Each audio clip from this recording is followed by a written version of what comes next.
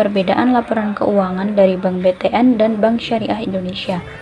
Sebelumnya, izinkan saya untuk memperkenalkan anggota dari kelompok 4 yang terdiri dari yang pertama, Afina Husna dengan NPM 2120104043. Yang kedua ada Anissa Aulia dengan NPM 2140104192. Yang ketiga ada saya sendiri, Dewi Dersanala dengan NPM 2140104195. Yang keempat ada Januar Arafi dengan NPM 2120104051. Yang kelima ada Mia Nurmalia dengan NPM 2140104198. Dan yang terakhir ada Rizky Hanafi dengan NPM 2140104200.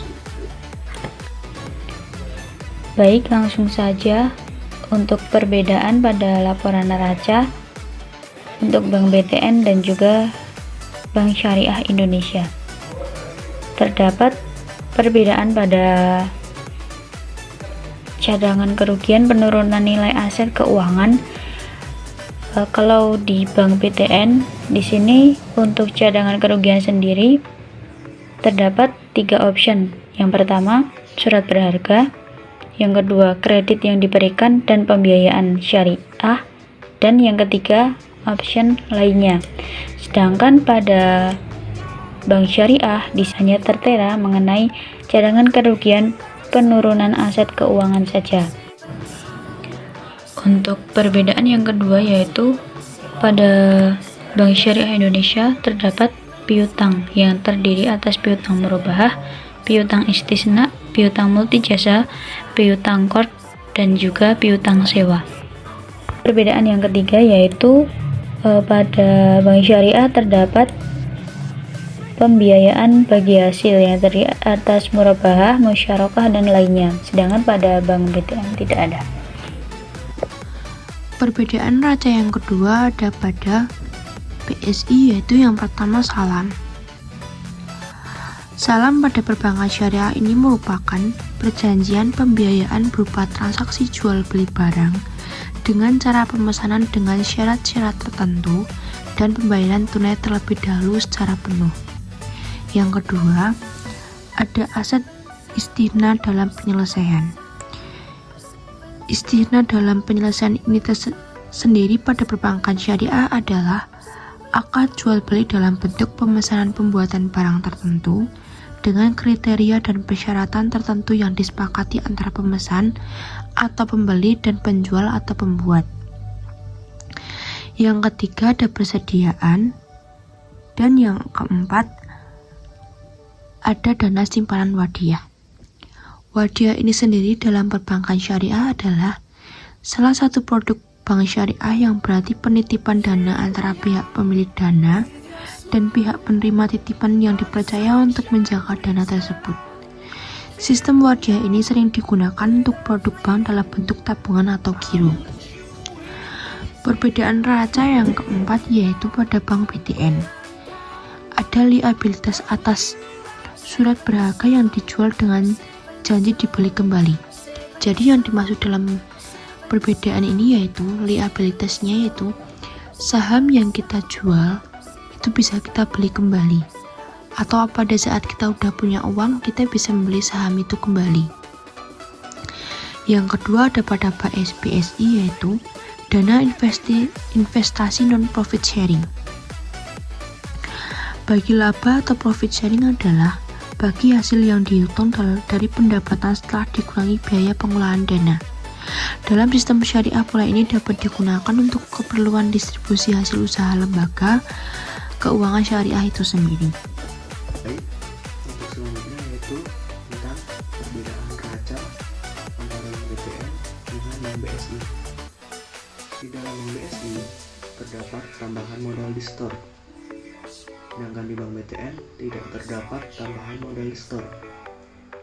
Tambahan modal di store sendiri merupakan modal yang sudah dimasukkan pemegang saham sebagai pelunasan pembayaran saham yang diambilnya sebagai modal yang ditempatkan dari modal dasar perusahaan. Untuk selanjutnya yaitu perbedaan laporan laba rugi antara Bank BTN dengan Bank BSI. Di dalam Bank BTN, pada poin A terdapat pendapatan dan beban bunga yang meliputi pendapatan bunga, beban bunga, pendapatan beban bunga bersih. Pada poin B terdapat pendapatan dan beban operasional selain bunga, yang dimana poin-poin tersebut tidak bisa ditemui di Bank BSI. Sedangkan di Bank BSI, pada poin A terdapat pendapatan dan beban operasional dari penyaluran dana, yang meliputi pendapatan dari penyaluran dana bagi hasil untuk pemilik dana investasi dan pendapatan setelah distribusi bagi hasil, yang dimana bagian-bagian tersebut tidak terdapat di Bank BTN. Selanjutnya, di sini saya akan menjelaskan perbedaan lanjutan dari Bank BTN dan Bank BSI masih dalam laporan laba rugi, di mana dapat kita lihat di poin B, di Bank BTN tertulis pendapatan dan beban operasional selain bunga, namun di Bank BSI tertulis pendapatan dan beban operasional selain dari penyaluran dana. Mengapa berbeda? Karena dalam Bank BSI Syariah itu tidak menerapkan adanya bunga. Jadi tercatat pendapatan dan beban operasional selain dari penyaluran dana. Kemudian perbedaan yang kedua, di mana pada bagian-bagian dalam isi pendapatan dan beban operasional baik selain bunga maupun selain dari penyaluran dana, pada bagian isi-isinya itu memang hampir sama. Namun yang membedakannya pada bagian Bank BSI itu terdapat pada poin nomor 7, yaitu pendapatan bank selaku mudharib dalam mudharobah muqayyadah.